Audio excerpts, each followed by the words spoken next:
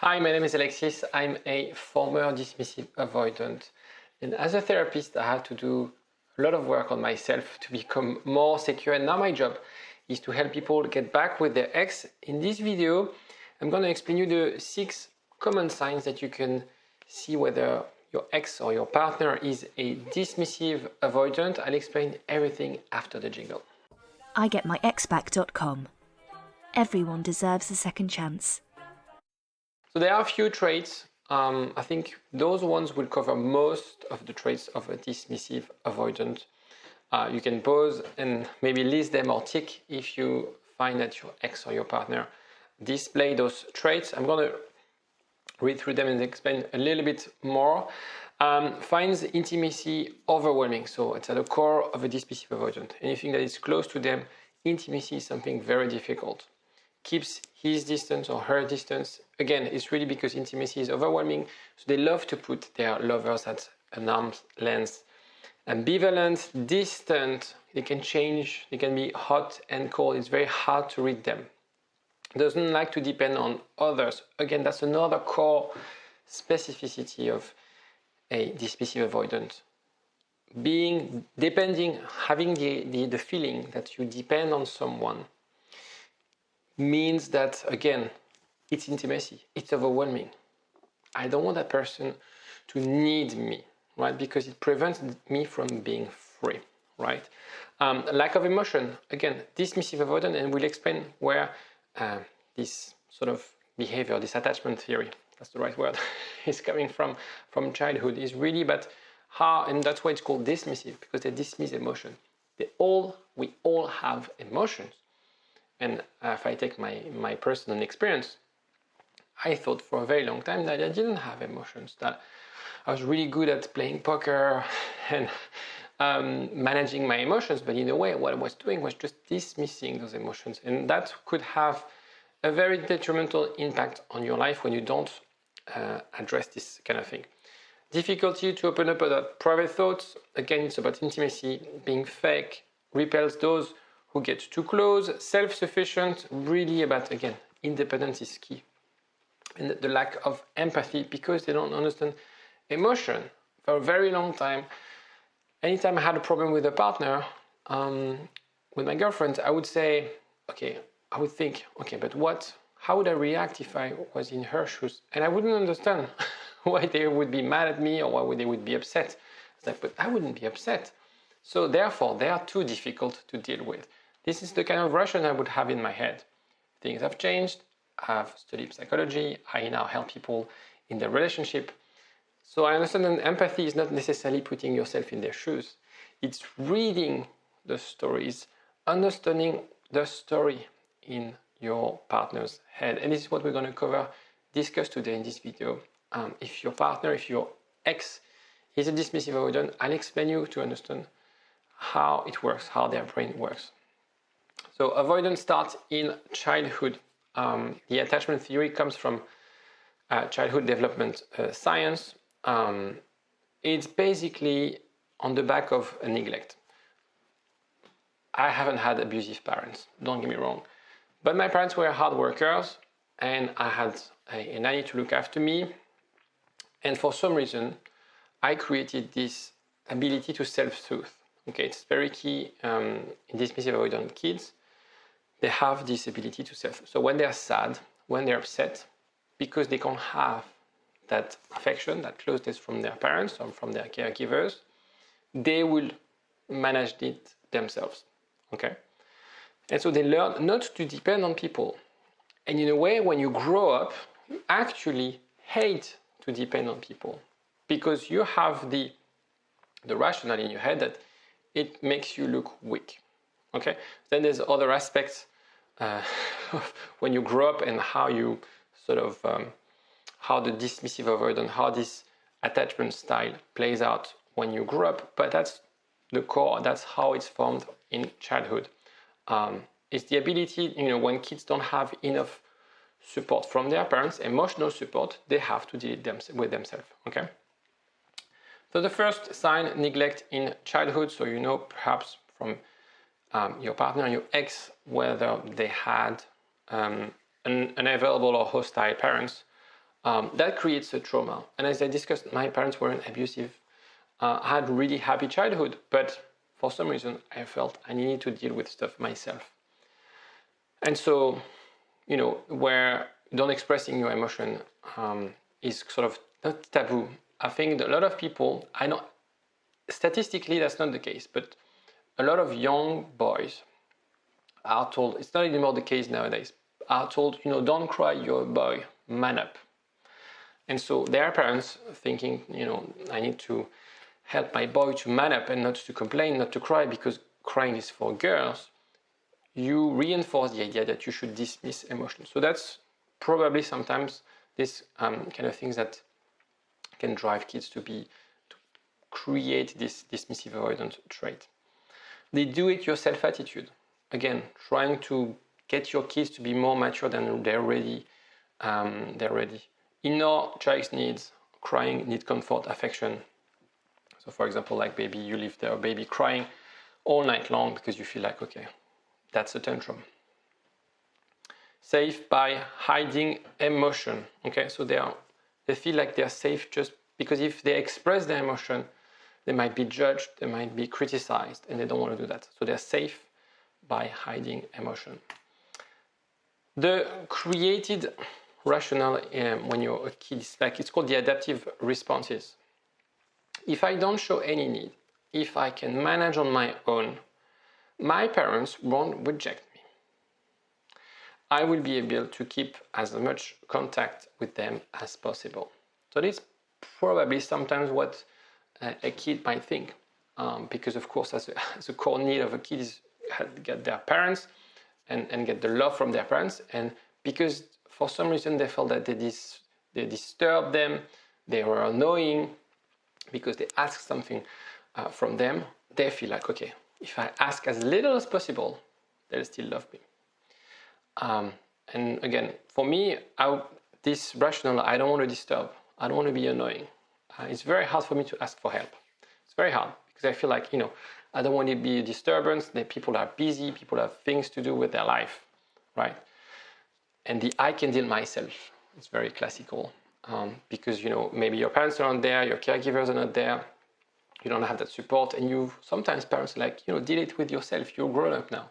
And so you create this sort of adaptive responsive, okay? Second one, suppressing emotions. So it's really about managing your emotions internally. Never show anything. They don't like vulnerability. Sometimes they would sort of punish themselves for being vulnerable. I used for a long time to have a bad image of people who were vulnerable. Why do you cry? You have money, you have a great job, you live in a great city. Why are you sad? You can't be sad. It's a sign of weakness. It's a decision, right? I thought like for a long time, and now that I help people going through depression, anxiety, who are really anxious, I know it's not a decision. I know it's something more complex than that. Okay? They may believe that it's modesty when in fact it's an inability to understand and express emotion. So you might be thinking, I thought I'm very modest, I don't share things. It's just because I didn't know, I didn't understand those things.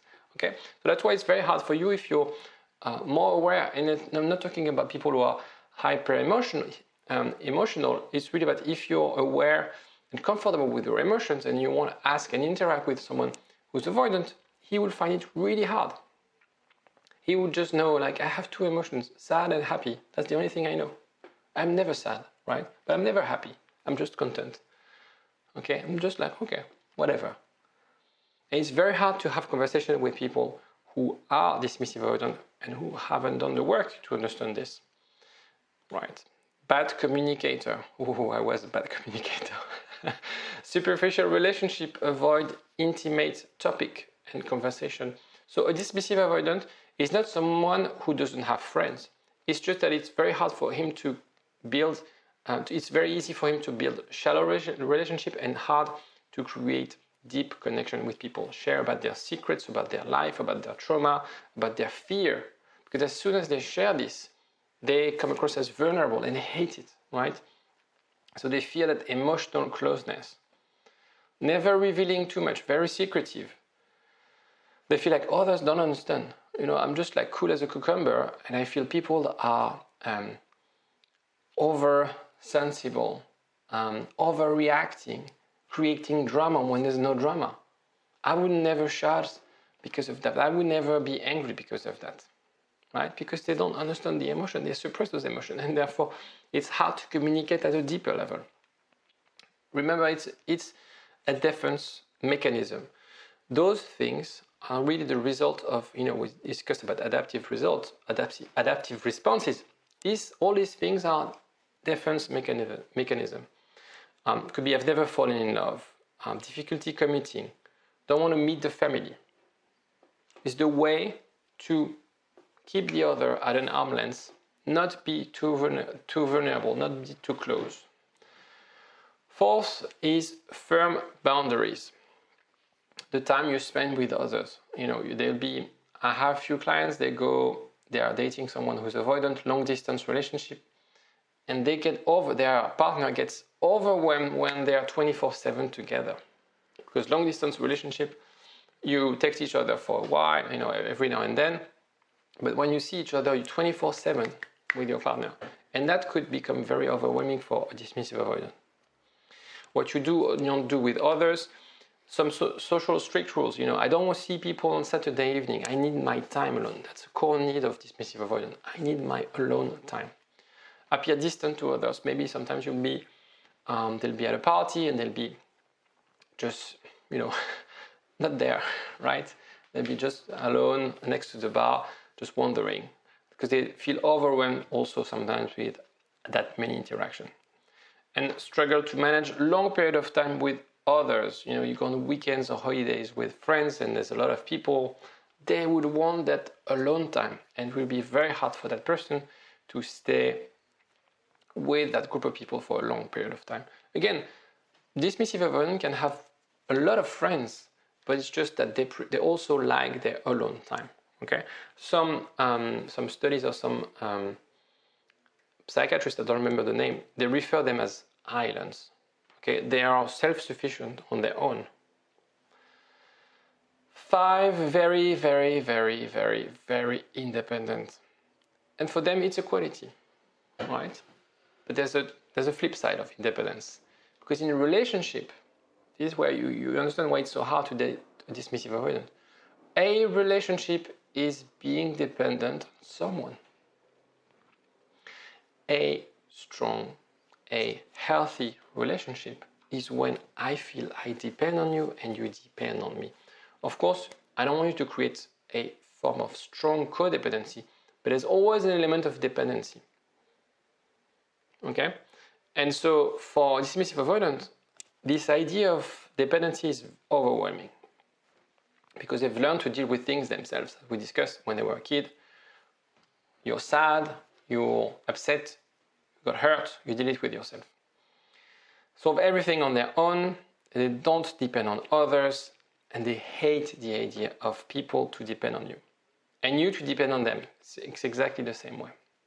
And so when they feel like when the kind of sentences that would put off an avoidance is, I need you. I need you for this. Or I'm doing this weekend, I need you, right? Or even worse is when it's about emotion. I need you to listen to me. I need you to discuss this with me. I have a problem with my parents. I need you to help me out. That's overwhelming because they don't have a clue on how to help you. Confidence issues in yourself, the ability to take criticism. Because they have the idea of self-sufficiency, they also have these confidence issues that when you challenge them, when you give them feedback, and I've been like this, I'm still a bit like this, when you give them feedback, they get it very personally, right? Because they manage to do things on their own. It's very hard sometimes to collaborate with them because collaboration is how you can depend on others, listen to others, express your needs, be brave in a way to say when you don't agree, and to confront things. Dismissive avoidance, and I should add this actually to the list, they hate conflict because conflict is how you can dig into the deep stuff, how you can confront ideas, right? How you can clash. Dismissive avoidant, they want a drama-free relationship. They want a drama-free life. It doesn't happen. It cannot be sustainable if you want to create a long-lasting relationship, of course. There will be drama, there will be downs in a relationship. And so dismissive avoidant, the first thing they will do, as soon as it becomes difficult, as soon as there's tension, they would walk away. You're probably in that situation right now. Something got difficult, they walked away. They will never confront you. They will walk away.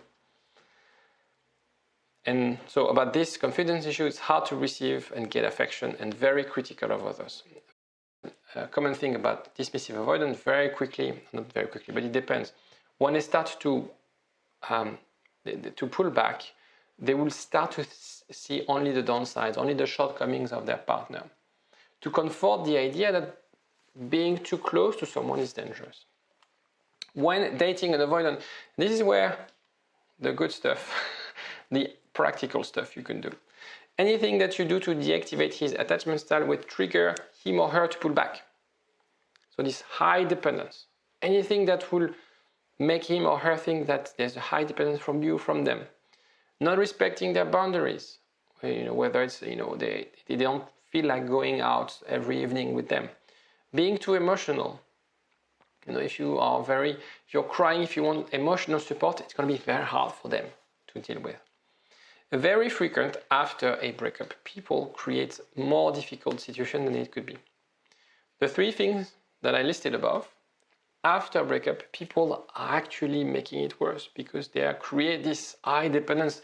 I need you in my life. Why don't you pick up your phone? I called you 20 times. Not respecting boundaries. Showing up at their workplace, showing up that they're at their home. Being too emotional, crying on the phone. Sending them love letters. That will make things worse if you're trying to get back with an avoidant.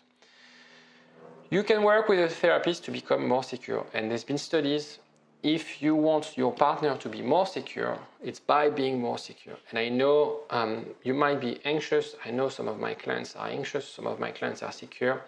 But we always have a tendency, when we deal with an avoidant, if we're not confident, if we're not secure enough, to drift a little bit towards the anxious thing. And then the anxious avoidant relationship is the classic one, but it's a trap. Because you are not meeting your needs, they are not meeting your needs, and over a long period of time, this will clash and you guys will break up unless you guys work at being more secure. And if you can bring your partner back to that secure spot, bring that island back, towards you, it is the key to get back with the next who's avoidant. So you need to get some help to understand your emotion. You have to also relearn how to collaborate with others because you have to adapt your communication. You have to adapt how you feel about being with someone like this.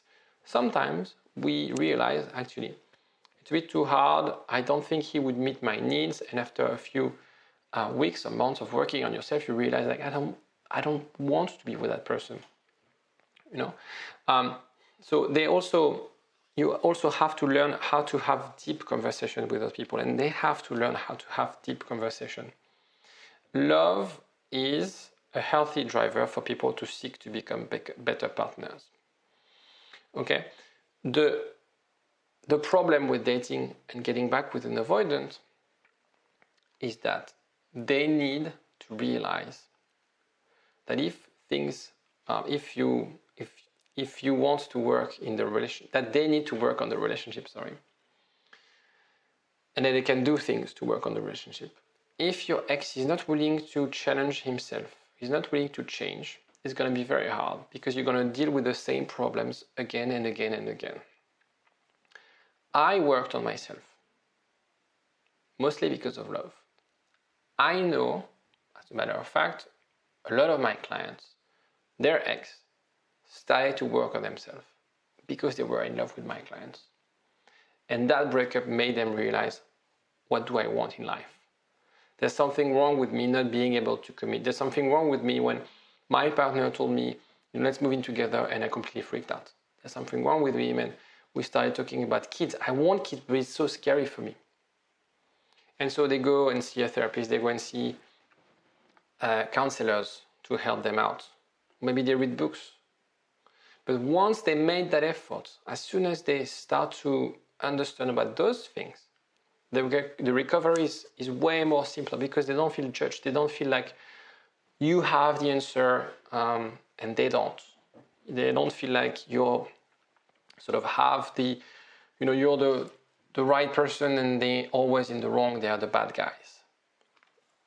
I don't feel that they are bad guys in a breakup. It's just a question of understanding what you want, understanding why it's so hard for you to make it work. And acknowledge that, you need to do a bit of work. So of course, you're watching my videos, you're probably a client of mine, or you're perhaps a client of mine, and you do this work of analyzing, of understanding. There's an element of also your ex who needs to work on this. What struggle at the end. If you have any questions, if you want to know whether your ex is actually avoidant, if you want to know whether you're anxious or whether you're avoidant, or any questions about attachment style, any questions about your relationship, give me a call and I'll be more than happy to help you. There's a link in the description where you can book a free call. Take care. Bye-bye. For a long time. Get up, nah, I ain't a quitter. Toss me the ball, I'm a really big hitter. Big picture, I'm a straight killer.